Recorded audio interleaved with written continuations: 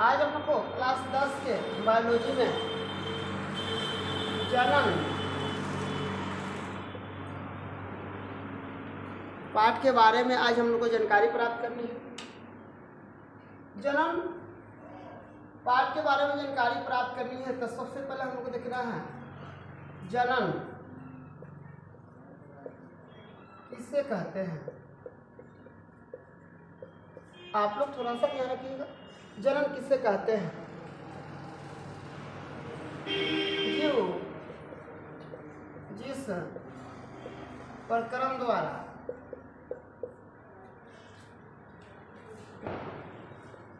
अपने जनसंख्या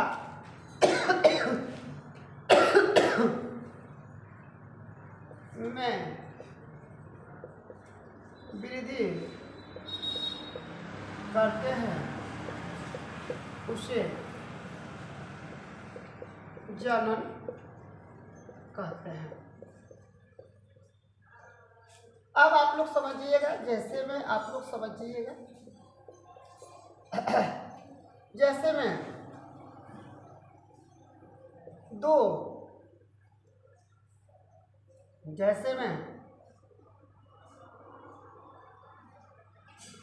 दो व्यक्ति नर और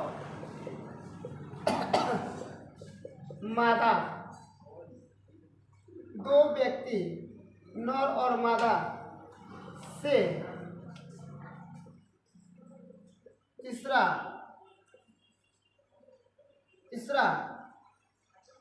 व्यक्ति बच्चा या बच्ची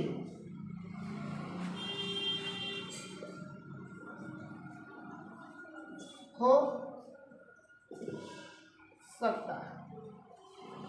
आप समझिए, यहाँ पे जनसंख्या के बारे में बताना था। यहाँ पे एक नर बता दिया गया और एक मादा बता दिया गया। अगर यह दोनों जनन की क्रिया इसमें होता है तो इससे एक बच्चा भी हो सकता है या एक बच्ची भी हो सकती है। अब ये निश्चित नहीं है, लेकिन जिस जीव, यहाँ पर लिखा गया है, जीव जिस प्रक्रम द्वारा अपने जनसंख्या में वृद्धि करते हैं उससे हम लोग जनन कहते हैं। तो जनन कहने का मतलब यहाँ पे कि यहाँ पे नर और मादा मिलकर कितना था, 2 गो, ठीक है ना, और 2 गो था और यहाँ पे एक बच्चा हो गया। तो अब कितना संख्या हो गया, 3 गो। फिर ये दोनों भाग लेंगे तो हो सकता है कि फिर नर या मतलब बच्चा हो या बच्ची हो, तो जनसंख्या 4 गो, ठीक है ना। तो यह हम लोग का होता है जन्म की क्रिया में भाग लेके, ठीक है ना, इसका क्या होता है, जनसंख्या में वृद्धि करता है। आप देखे होंगे, ठीक है ना, कुत्ता और कुतिया,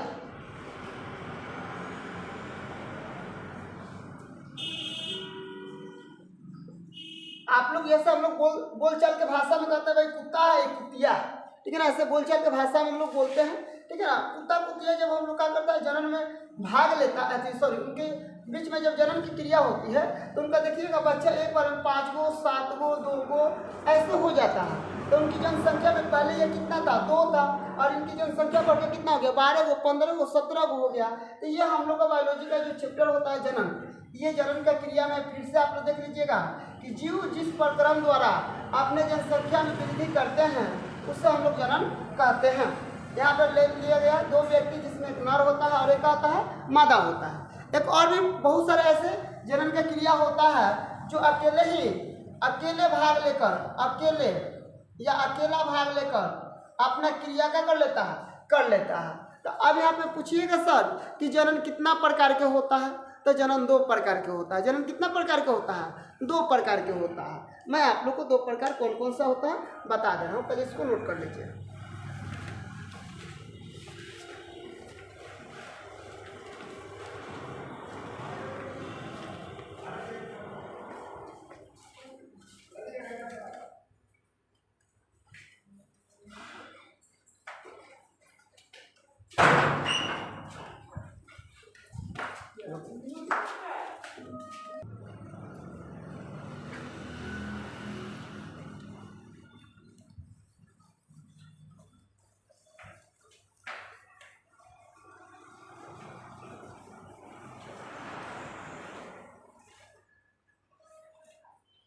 अब यहाँ पर देखना है आप लोग को जनन का प्रकार, जनन दो प्रकार के होते हैं। कितना प्रकार के होते हैं? दो प्रकार के। एक अलैंगिक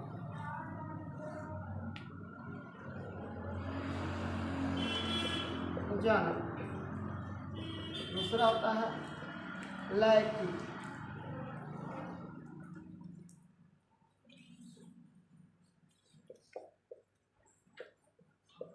जनन।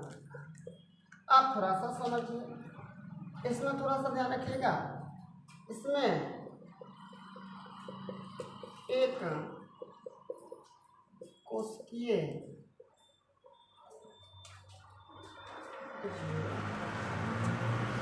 भाग लेते हैं, इसमें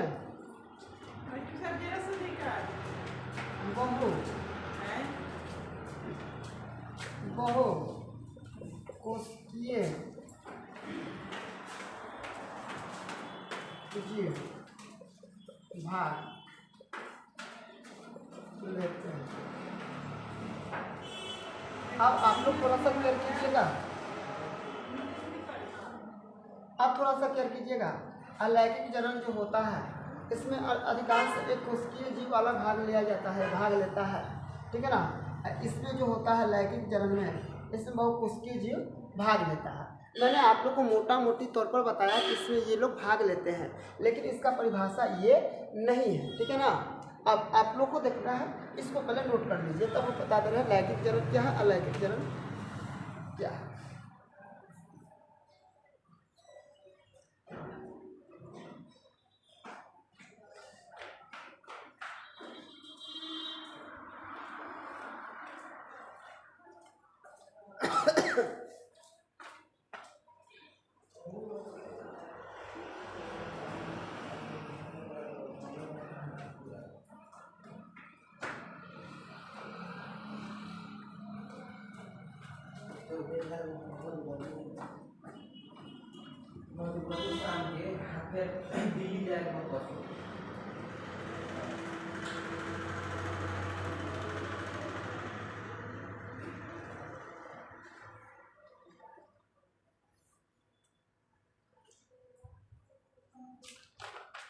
ऐसा बात नहीं है इसमें।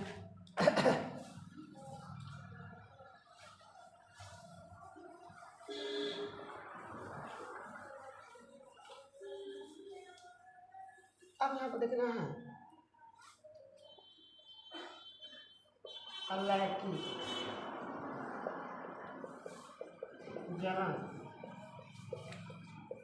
किससे कहते हैं।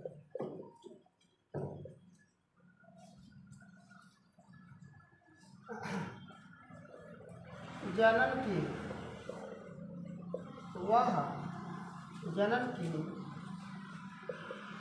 वह क्रिया जिसमें एक विशिष्ट जीव भाग लेते हैं, उसे अलैंगिक जनन कहते हैं। जैसे में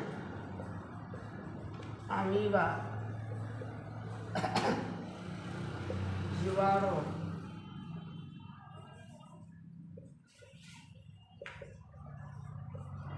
अमीबा, जीवाणु,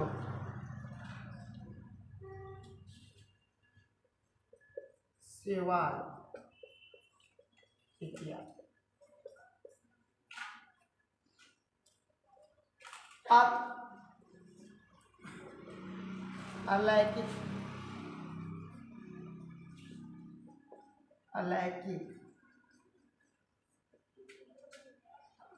जनन का प्रकार तो आप लोग इसको लिख लीजिए। उसके बाद अलैंगिक जनन के प्रकार के बारे में भी बता दे रहे हैं। यानी समझिएगा, ये जनन की वह क्रिया होता है जिसमें इसमें क्या होता है, एक विशिष्ट जीव भी भाग लेता है। एक कौन सा जीव भाग लेता है, विशिष्ट जीव।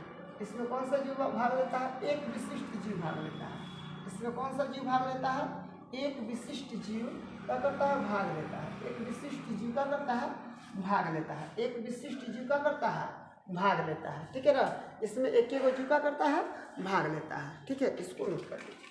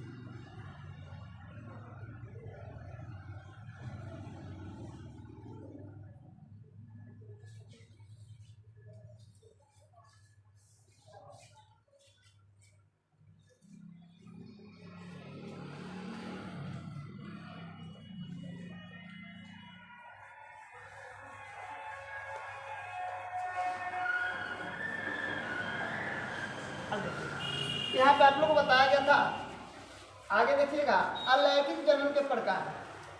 अलैंगिक जनन के प्रकार।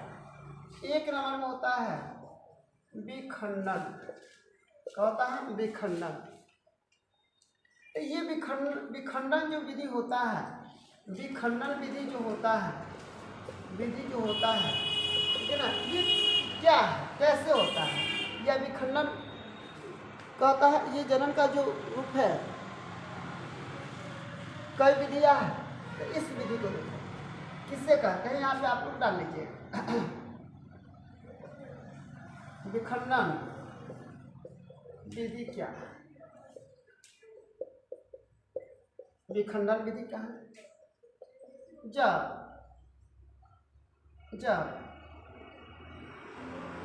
एक जीव खंडित होकर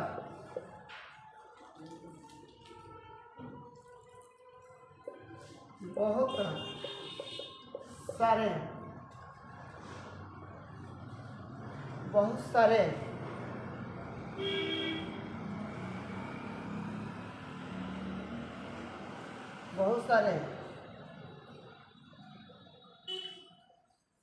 जीव में विभक्त हो जाते हैं,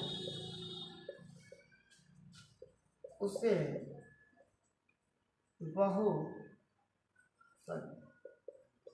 विखंडन विधि कहते हैं। जैसे में अमीबा, जैसे में कहा जाएगा अमीबा।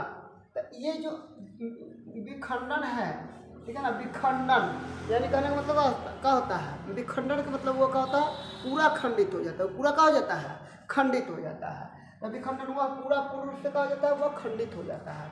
ये आप थोड़ा सा क्या कर लीजिए, विखंडन वो पूर्ण रूप से क्या हो जाता है, खंडित हो जाता है। तो जब वह पूर्ण रूप से खंडित हो जाता है, इसका मतलब क्या होगा? जब वह पूर्ण रूप से खंडित हो जाता है तो इसका मतलब क्या होगा? तो वह बहुत सारे जीवों में विभक्त हो जाते हैं। यानी ये अमीबा है, जब यह खंडित होगा तो ये बहुत छोटे छोटे अमीबा में क्या हो जाएगा? खंडित हो जाएगा। ये बहुत छोटे छोटे अमीबा में क्या हो जाएगा? खंडित हो जाएगा। तो ये क्या होता है? एक, दो या दो से क्या होता है? अधिक रूपों में विभक्त हो जाता है। तो इसी को हम लोग क्या बोलते हैं? विखंडन होते हैं। यह विखंडन जो होता है इसके बारे में हम फिर बताएंगे, आप लोग पहले इसको नोट कर लीजिए।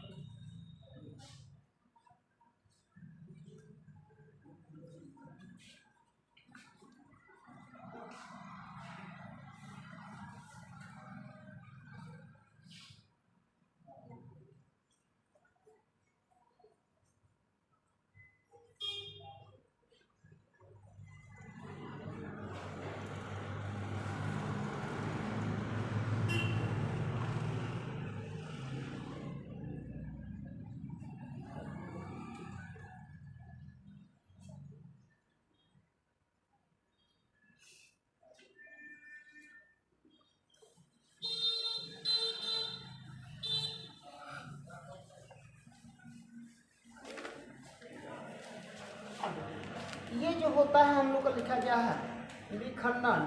ये कितना, इसको कितना वर्गों में इसका कोई को भाग होता है? यह विखंडन द्वारा मुख्यतः दो रूपों में, यह विखंडन द्वारा एक कोशिकीय जीवों में जनन करते हैं।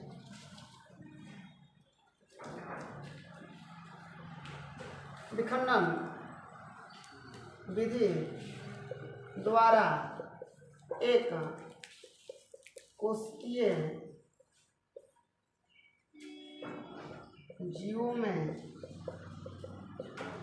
जनन करते हैं। क्या करते हैं? जनन करते हैं। अब आप बोलिएगा जो यह होता है, जैसे मैं पूछिएगा एक कोशिकीय जीव, तो यहाँ पर आप लोग बताते हैं अमीबा, अमीबा के बाद क्या बताए थे? शैवाल, शैवाल के बाद क्या बताए थे? शैवाल के बाद क्या बताए थे? पैरामीशियम, पैरामीशियम के बाद क्या बताए थे? पैरामीशियम के बाद क्या बताए थे? जीवाणु इत्यादि। यानी इस विधि के द्वारा ये होता है। अब ये विधि कब संपन्न होता है? ये विधि दो प्रकार से संपन्न होता है। एक होता है द्विखंडन, या इसको हम लोग और भी दूसरा इसका नाम होता है द्विविभाजन।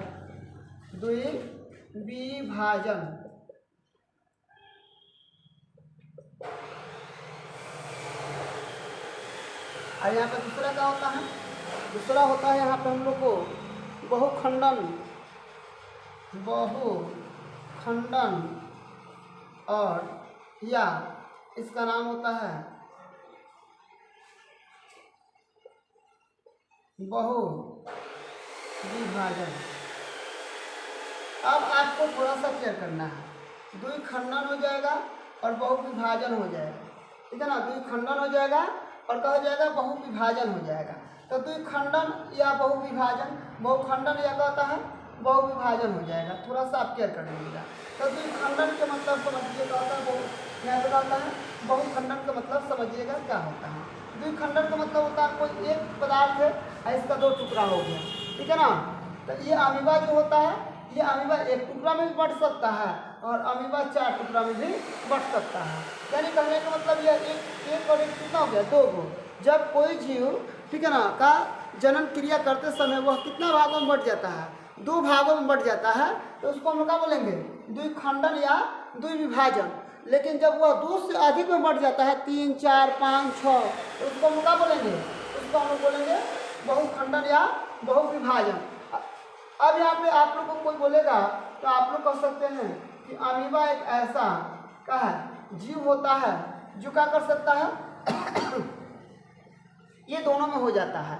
लेकिन अगर कोई पूछेगा कि ये दोनों में नहीं, ये दोनों में अलग अलग बताइए, तो आप लोग क्या कीजिएगा, अलग अलग कैसे बताइएगा, मैं आप लोग को बता दे रहा हूँ, ठीक है ना। पहले इसको नोट कर लीजिए, उसके बाद फिर बता दे रहा हूँ।